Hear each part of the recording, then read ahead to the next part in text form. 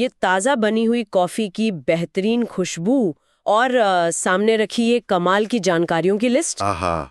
सच कहूँ तो आज की हमारी इस चर्चा का जो माहौल है ना, वो एकदम परफेक्ट लग रहा है। बिल्कुल। इस कॉफी शॉप वाले सुकून भरे माहौल में इन सोर्सेस को डिकोड करने का अपना ही एक अलग मजा है। एकदम सही। तो जो लोग आज हमें सुन रहे हैं उन्हें मैं बता दूं कि आज का हमारा मिशन बहुत ही साफ है। हम indiareview.com से 5 मार्च 2026 की कुछ बेहद दिलचस्प जानकारियों और सोर्सेस का एक विस्तृत विश्लेषण करने वाले हैं। हाँ, और हमें सिर्फ सुर्खियों को ऊपरी तौर पे नहीं पढ़ना है, बिल्कुल नहीं। बल्कि इन खबरों के पीछे छुपे जो असली पहलू हैं और इंडस्ट्री जिस तरीके से काम करती है, उसकी गहराई में गोता लगाना है।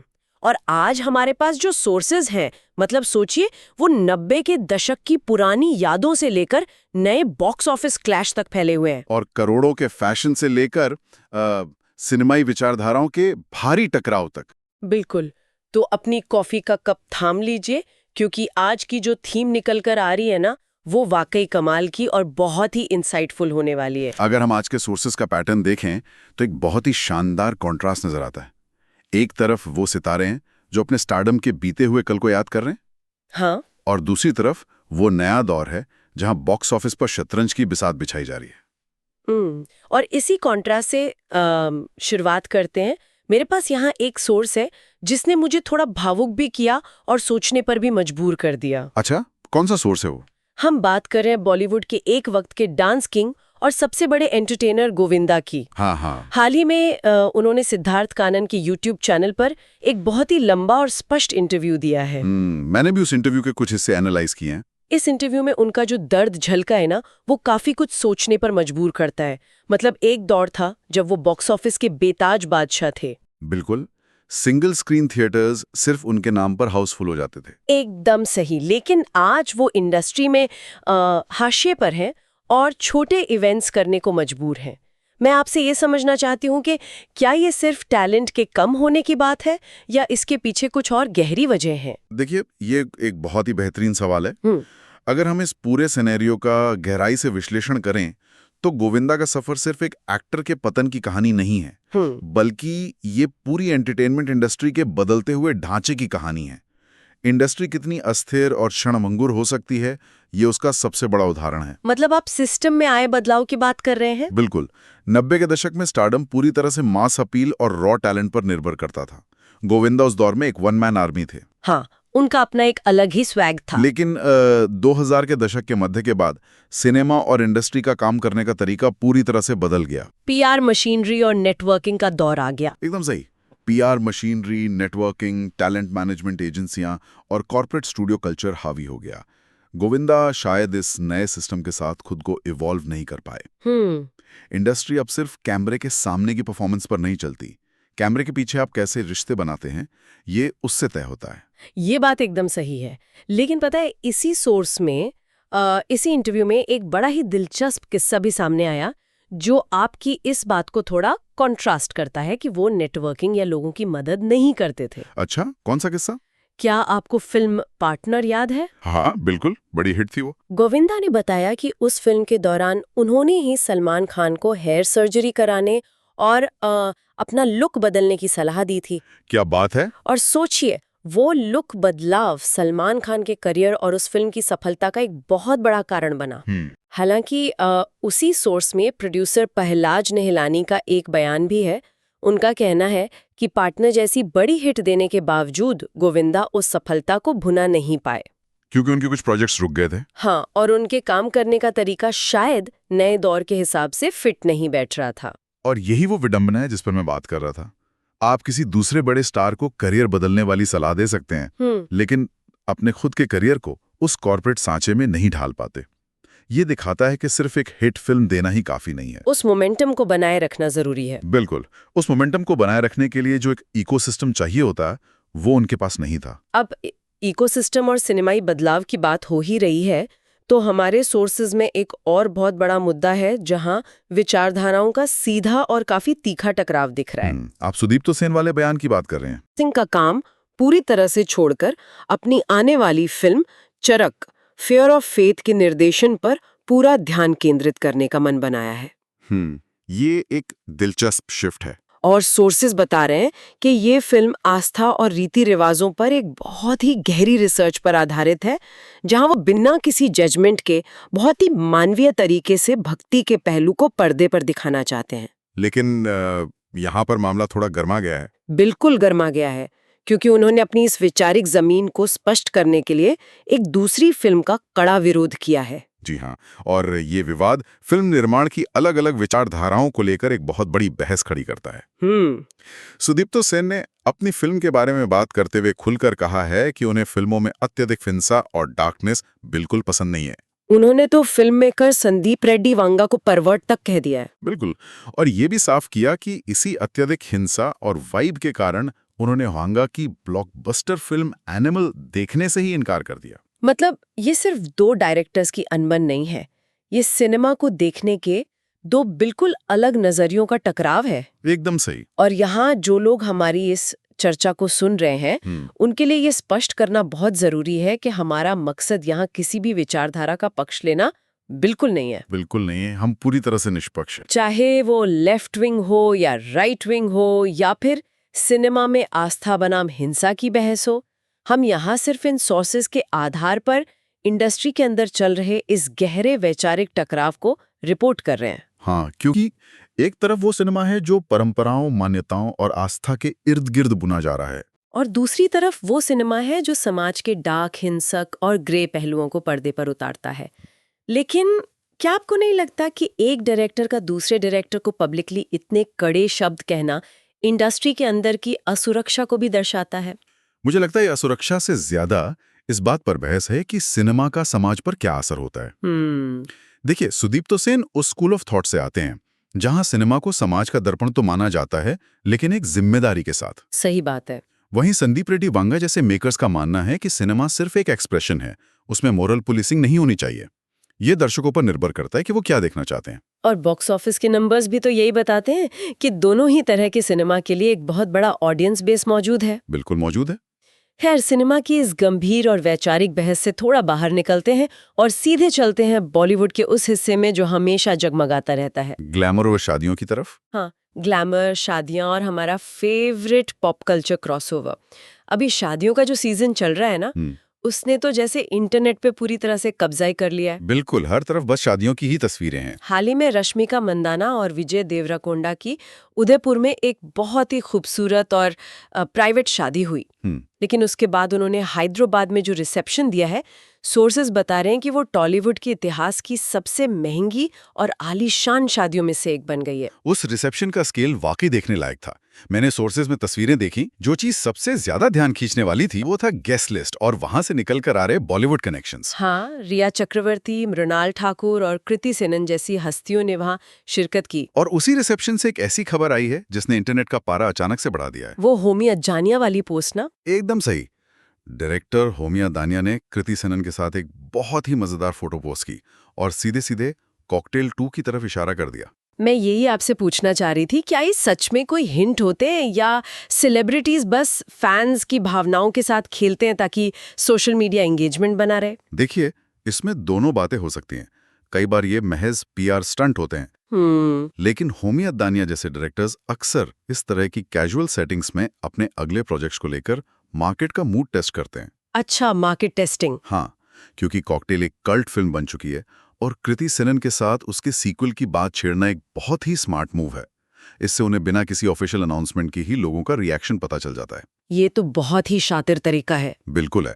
वैसे शादियों की बात हो ही रही है तो पॉप कल्चर का एक ऐसा क्रॉसओवर देखने को मिला है जिसने सबको हैरान कर दिया। आप अर्जुन तेंदुलकर की शादी की बात कर रही हैं? एकदम सही।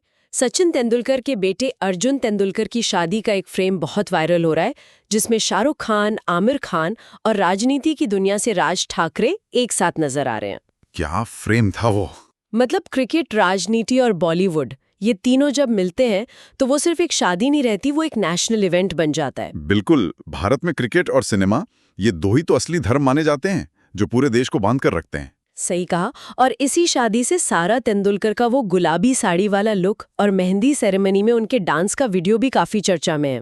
जब इन दोनों दुनिया के दिग्गज एक छत के नीचे आते हैं तो वो वाकई एक कल्चरल मोमेंट बन जाता है। लेकिन पता है, ग्लैमर सिर्फ इन बड़ी शादियों या रिसेप्शंस तक सीमित नहीं है। हमारी इंडस्ट्री के लोग तो एक कैजुअल मूवी स्क्रीनिंग को भी इंटरनेशनल फैशन रनवे बना देते हैं। ये बात तो है। हमारे सोर्सेज में एक बहुत ही मजेदार अपडेट है। अनिल कपूर की फिल्म सूबेदार की एक स्पेशल स्क्रीनिंग रखी गई थी। हाँ, मैंने पढ़ा है इसके बारे में। वहाँ गौरी खान और महीप कपूर का लुक सुर्खियों में आ गया है। उन्होंने बहुत ही रिलैक्स्ड डेनिम आउटफिट्स पहने थे, लेकिन उनके बैग्स की कीमतें हैं। हाँ, जब मैंने सोर्सेज में उन बैग्स की कीमत पढ़ी तो मुझे लगा शायद एक जीरो ज्यादा लग गया है। जी हाँ, और यहीं पर लग्जरी फैशन और स्टेल्थ वेल्थ यानी शांत अमीरी का असली खेल शुरू होता है। गौरी खान ने अपने सिंपल डेनिम आउटफिट के साथ जो हर्मीज बैग कैरी किया था, उसकी कीमत 19.69 लाख रुपए बताई जा रही है। बाप रे। वहीं महीप कपूर के हाथ में जो बुट्टे का विनीटा बैग था, उसकी कीमत 3.63 लाख रुपए है। मतलब हम लोग कैजुअल लुक के लिए एक पुरानी जीन्स और टी शर्ट पहन लेते हैं। हाँ।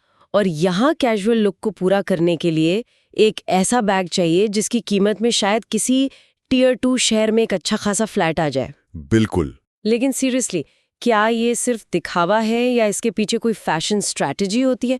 पपराजी कल्चर ने इस चीज को कितना बढ़ावा दिया है? पपराजी कल्चर ने इसे पूरी तरह से बदल कर रख दिया है। अब कोई भी पब्लिक अपीयरेंस कैजुअल नहीं होती। हर जगह कैमरे हैं। हाँ, वायरल भैयानी या मानव मंगलानी के कैमरे हर जगह हैं। ये ब्रांडिंग और पब्लिक इमेज का एक बहुत ही कैलकुलेटेड हिस्सा बन चुका है। तो मतलब ये बैग्स सिर्फ एक्सेसरी नहीं है? बिल्कुल नहीं। गौरी खान जैसी शख्सियत के लिए वो बैग उनका स्टेटस सिंबल है। ये दिखाता है कि आप कैजुअल होते हुए भी कितने एलीट हैं। सच में। फैशन इंडस्ट्री इसे एक ट्रेंड की तरह देखती है, जहां बेसिक कपड़ों के साथ अल्ट्रा लग्जरी एक्सेसरीज को पेयर किया जाता है। चलिए, फैशन के इस महंगे और एलीट रनवे से उतरकर हम वापस बॉक्स ऑफिस के उस कुरुक्षेत्र में चलते हैं जहां सच में करोड़ों के दांव लग रहे हैं। बॉक्स ऑफिस की शतरंज। हाँ, सोर्सेज के मुताबिक रिलीज डेट्स को लेकर एक बहुत बड़ा डोमिनो इफेक्ट देखने को मिल रहा है, जहां एक मोहरा खिसकने से पूरी बिसात बदल जाती है। बिल्कुल। और इस बार जो मोहरा खिसका है वो है सुपरस्टार यश की film toxic, a fairy tale for grown ups. तो ये फिल्म पोस्टपोन हो गई है? जी हाँ। और अब जैसे ही इतनी बड़ी पैन इंडिया फिल्म ने अपनी डेट छोड़ी, दूसरों ने तुरंत वो जगह भर ली। जाहिर सी बात है। इसका सीधा असर ये हुआ कि पवन कल्याण की फिल्म उस्ताद भगत सिंह को मेकर्स ने एक हफ्ता पहले खिसका दिया। और अब 19 मार्च को बॉक्स ऑफिस पर एक बहुत ही भयंकर क्लैश होने जा रहा है। 19 मार्च को? हाँ, पवन कल्याण की उस्ताद भगत सिंह की सीधी टक्कर होगी रणवीर सिंह की बहुप्रतीक्षित फिल्म धुरंधर 2 से, जिसे आदित्य धर निर्देशित कर रहे हैं। मैं धुरंधर को लेकर सच में बहुत उत्सुक हूँ। क्या आप बता सकते हैं कि इस फिल्म को लेकर इतनी दीवानगी क्यों है? सोर्सेज में इसके पहले पार्ट के कुछ नेटफ्लिक्स नंबर्स भी दिए गए हैं। देखिए, धुरंधर का जो क्रेज है वो उसके पहले पार्ट के डिजिटल परफॉर्मेंस से समझ आता है। सोर्सेज के डेटा के अनुसार धुरंधर का पहला पार्ट नेटफ्लिक्स पर 22 मिलियन व्यूज के साथ लगातार नंबर 1 पे ट्रेंड कर रहा है। 22 मिलियन, ये तो बहुत बड़ा नंबर है। बिल्कुल। आदित्य धर का जो एक्शन डायरेक्ट करने का तरीका है, उसने एक अलग ही बेंचमार्क सेट कर दिया है। और अब धुरंधर 2 का ट्रेलर 6 मार्च को आने वाला है। तो एक तरफ साउथ के पावर स्टार पवन कल्याण है, और दूसरी तरफ रणवीर सिंह का वो रॉ एक्शन अवतार।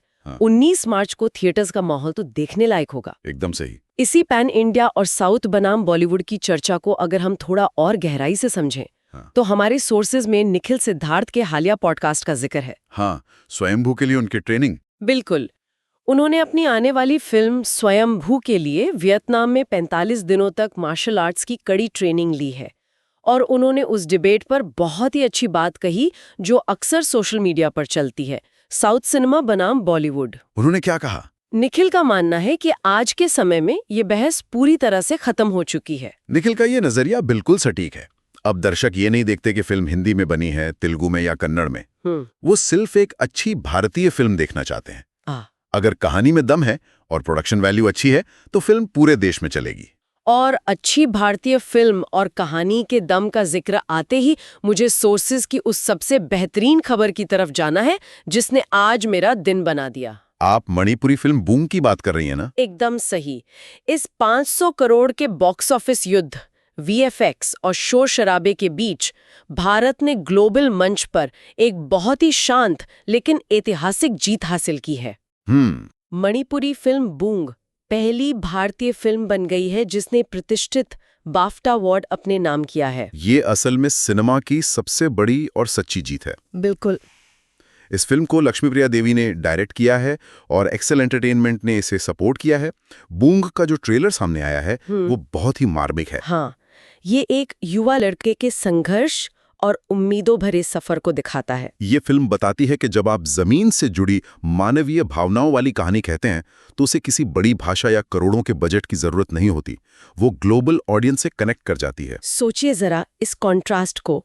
एक तरफ धुरंधर और उस्ताद भगत सिंह का करोड़ों का बजट, मार्केटिंग और मारधाड़, हाँ। और दूसरी तरफ मणिपुर के एक छोटे से गांव की कहानी जो बिना किसी शोर के सीधे बाफ्टा ले आती है। क्या आपको नहीं लगता कि बड़ी स्टूडियोज को अब इस तरह की कहानियों पर ज्यादा दाव लगाना चाहिए? बिल्कुल लगाना चाहिए। एक्सेल एंटरटेनमेंट का इस फिल्म को सपोर्ट करना इसी बात का संकेत है कि बड़े स्टूडियोज अब समझ रहे हैं कि कंटेंट ड्रिवन सिनेमा सिर्फ फेस्टिवल्स के लिए नहीं है। ये उनके पोर्टफोलियो में एक बहुत बड़ी वैल्यू जोड़ता है। कमर्शियल फिल्में पैसा लाती हैं, लेकिन बूम जैसी फिल्में सम्मान और सिनेमाई इतिहास में अमर होने का मौका देती हैं। बहुत खूब कहा आपने। और कंटेंट ड्रिवन सिनेमा की बात करें तो OTT प्लेटफॉर्म्स पर इस हफ्ते काफी हलचल है। चलिए रिव्यूज के इस दौर पर एक नजर डालते हैं। हाँ, सूबेदार रिलीज हुई है जी। Amazon प्राइम वीडियो पर अनिल कपूर की सूबेदार आई है, जिसे सुरेश त्रिवेणी ने डायरेक्ट किया है। इसे एक देसी वेस्टर्न कहा जा रहा है। मैंने इसके बारे में पढ़ा कि अनिल कपूर की परफॉर्मेंस बहुत इंटेंस है, लेकिन फिर भी क्रिटिक्स इससे पूरी तरह खुश नहीं है। ऐसा क्यों? देखिए, समीक्षक भारद्वाज रंगन ने इसका बहुत अच्छा विश्लेषण किया है। उनका कहना है कि फिल्म का बिल्डअप बहुत शानदार है। अच्छा। अनिल कपूर ने गुस्से से भरे इंटेंस किरदार को बहुत ही बेहतरीन तरीके से निभाया है। फिल्म एक देसी वेस्टर्न का वादा करती है, लेकिन दिक्कत इसकी राइटिंग में है। राइटिंग में क्या दिक्कत है? दूसरे हाफ में आते आते ये पूरी तरह से फॉर्मूला बेस्ड हो जाती है। जो कहानी एक बहुत ही अलग और ग्राउंडेड लेवल पे शुरू हुई थी, वो अंत में उन्हीं पुराने घिसे पिटे मसालों में खो जाती है। ये तो थोड़ा निराश करने वाला है। इसके अलावा सोर्सेज में यंग शर्लॉक को लेकर दीपा गहलोत का रिव्यू है। उनका कहना है कि इसका प्लॉट थोड़ा उलझा हुआ है, लेकिन फिर भी ये बहुत ही मनोरंजक है। हाँ, इस तरह के शोज में पेसिंग की दिक्कत अक्सर होती है। और एक और फिल्म है, ना जाने कौन आ गया। इसका रिव्यू पढ़कर मुझे लगा कि ये उन लोगों के लिए है जिन्हें ठहराव पसंद है। ये एक बहुत ही मैच्योर और स्लो बर्न रिलेशनशिप ड्रामा है, जहां प्यार, धोखा और एक रिश्ते के खत्म होने के बाद के क्लोजर को बहुत ही गहराई से दिखाया गया है। कभी कभी इस तरह की स्लो बर्न फिल्में आपको इंसान के रिश्तों के उन गहराइयों में ले जाती हैं जहां फास्ट पेस थ्रिलर्स नहीं पहुंच पाते। एकदम सही बात है। अब सिनेमा और रिव्यू से निकलकर अगर हम संगीत की दुनिया में चलें तो वहां का जादू भी अपने चरम पर है। संगीत की दुनिया के अपडेट्स भी काफी दिलचस्प हैं आज। जी। सोर्सेज में इयालिया वंतोर का एक बहुत ही प्यारा स्टेटमेंट है। वो हाल ही में अरिजीत सिंह के होम टाउन गई थीं। उन्होंने वहां की कम्युनिटी और उस जगह के सुकून को महसूस करते हुए उसे अरिजीत सिंह का यूनिवर्स कहा है। ये बताता है कि इतने बड़े ग्लोबल स्टार होने के बावजूद अरिजीत अपनी जड़ों से कितने जुड़े हुए हैं। एक तरफ वो अरिजीत सिंह का सूफी और सुकून भरा यूनिवर्स है, और दूसरी तरफ दिल्ली का राइडर्स म्यूजिक फेस्टिवल 2026 है। वहां क्या हुआ? सोर्सेस के मुताबिक वहां सीधे मौत नाम के रैप डुओ ने जो परफॉर्म किया है, उसने दिल्ली की सर्दी में आग लगा दी। वाह। भीड़ पूरी तरह से दीवानी हो गई थी और वहां एक वाइब्रेंट मॉश पिट बन गया था। ये जो दिल्ली का underground rap culture mainstream हो रहा है, ये यूथ के गुस्से और उनके एक्सप्रेशन का सबसे बड़ा माध्यम बन चुका है। सच में एंटरटेनमेंट के भी कितने अलग अलग रंग हैं। अब अपनी सोर्सेज की लिस्ट के आखिरी हिस्से में आते हैं, जहां कुछ हल्की फुल्की गपशप और क्विक अपडेट्स हैं। बिल्कुल। सबसे पहले तो निक जोनस का वो मजाकिया बयान। उन्होंने प्रियंका चोपड़ा के बेडरूम की किसी आदत को मजाक में नाइटमेयर मटीरियल कहा है। ये हॉलीवुड बॉलीवुड कपिल हमेशा अपनी इस कैजुअल और मजेदार अंदाज के लिए खबरों में रहता है। हाँ, और पारिवारिक रिश्तों की बात करें तो सोनम कपूर ने अपनी बहन रिया कपूर के जन्मदिन पर एक बहुत ही भावुक ट्रिब्यूट लिखा है। उसमें उन्होंने वायु का भी जिक्र किया है ना? जी हाँ। सबसे प्यारी बात यह थी कि उन्होंने खास तौर पे जिक्र किया कि उनका छोटा बेटा वायु अपनी मौसी रिया से कितना ज्यादा प्यार करता है। इस तरह के पर्सनल अपडेट्स फैंस को उनके पसंदीदा सितारों के इंसानी पहलू से जोड़ते हैं। और इसके अलावा बॉक्स ऑफिस और फिल्मों की शूटिंग की भी कुछ क्विक अपडेट्स हैं। हाँ, कार्तिक आर्यन की फैंटेसी कॉमेडी फिल्म नागजिला की शूटिंग खत्म होने में बस 7 दिन बचे हैं। और इस फिल्म से प्रीति मुकुंदन बॉलीवुड में डेब्यू कर रही हैं। बिल्कुल। क्षेत्रीय सिनेमा की मशहूर अभिनेत्री प्रीति मुकुंदन का ये बड़ा डेब्यू है। और अगर हम टिकट खिड़की की बात करें तो रानी मुखर्जी की मर्दानी 3 का बॉक्स ऑफिस रन वाकई काबिले तारीफ है। 5वें हफ्ते में भी चल रही है ना वो? जी, अपने 5वें हफ्ते में यानी 34वें दिन भी ये फिल्म 25 लाख रुपए कमाकर थिएटर्स में अपनी पकड़ बनाए हुए हैं। वहीं दूसरी तरफ शाहिद कपूर और तृप्ति डिमरी की फिल्म ओ रोमियो थोड़ा संघर्ष कर रही है। होली पर उसका कलेक्शन धीमा पड़ गया था। हाँ, हालांकि ये फिल्म अपने लाइफ टाइम कलेक्शन में लगभग 60 करोड़ रुपए की तरफ बढ़ रही है, लेकिन 19 मार्च को धुरंधर 2 जैसी बड़ी रिलीज सामने होने की वजह से इसके पास थिएटर्स में टिके रहने का समय बहुत कम बचा है। और इसी के साथ हमारे पास सोर्सेज में कुछ और क्विक गपशप भी है, जैसे विजय और त्रिशा की पब्लिक अपीयरेंस ने काफी चर्चा बटोरी है। और वो तेजस्वी प्रकाश वाला क्या मामला है? हाँ, तेजस्वी प्रकाश और सुरभि चंदना के बीच साइको सैनिया के प्रमोशन के दौरान टकराव की अफवाहें भी सोर्सेज में छाई हुई हैं। हालांकि मृणाल ठाकुर और मनीष पॉल का गलना सुने गाने पर डांस वीडियो एक पॉजिटिव वाइब दे रहा है। और जाते जाते सोर्सेज में 2 टीजर्स का भी जिक्र है जिन्होंने माहौल बनाया हुआ है। एक है लेजेंड सर्वनन की फिल्म लीडर का, जो एक एक्शन से भरपूर टीजर लग रहा है। और दूसरा है टीवीएफ की कल्ट सीरीज पंचायत का नया टीजर, जिसका कैप्शन ही है बहुत क्रेजी होने वाला है भैया। मतलब ओटीटी पर भी फुल एंटरटेनमेंट का डोज तैयार है। देखिए, आज की इस विस्तृत चर्चा में हमने जो कुछ भी एनालाइज किया है, चाहे वो बॉक्स ऑफिस के पैन इंडिया क्लैश हो, बाफ्टा की जीत हो या फिर गोविंदा का बदलता हुआ दौर, इन सब को देखकर एक बहुत ही दिलचस्प विचार मेरे मन में आ रहा है, जो मैं उन लोगों के लिए छोड़ना चाहूंगा जो हमें सुन रहे हैं। बिल्कुल, बताइए। हमने बात की कि भाषा की दीवारें अब टूट चुकी हैं। बूंग जैसी मणिपुरी फिल्म बाफ्टा जीत रही है और साउथ बॉलीवुड का भेद मिट गया है। एकदम सही। तो क्या अब हम उस भविष्य की तरफ बढ़ रहे हैं जहां भारतीय सिनेमा का अगला कदम सिर्फ इंटरनेशनल फिल्म फेस्टिवल्स में अवार्ड्स जीतना नहीं होगा? मतलब आप ग्लोबल डोमिनेंस की बात कर रहे हैं? जी हाँ। क्या हम हॉलीवुड की तरह पूरी दुनिया के बॉक्स ऑफिस पर राज करने वाले हैं? क्या आने वाले 5-10 सालों में एक भारतीय फिल्म ग्लोबल बॉक्स ऑफिस पर एवेंजर्स या अवतार जैसी फिल्मों को टक्कर देती हुई नजर आएगी? ये सोचना वाकई बहुत रोमांचक है।